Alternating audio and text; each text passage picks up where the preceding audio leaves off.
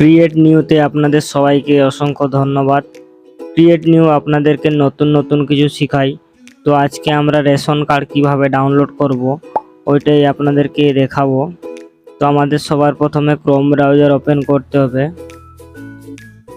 Chrome browser open করার পর আমরা গুগলে গিয়ে সার্চ করব রেশন কার্ড। আপনারা লিখে সার্চ করতে পারেন। তো আমরা এই প্রথম যে ওয়েস্ট বেঙ্গলের যে গভর্নমেন্ট অফ ওয়েস্ট বেঙ্গলের যে ওয়েবসাইট, ওখানে আমরা ক্লিক করব। এখানে ক্লিক করার পর আমরা আমাদের রেশন কার্ড নাম্বার এবং এখানে যে ক্যাপচার কোডটা আছে আমরা ওটা কিন্তু দিয়ে ফিল করব।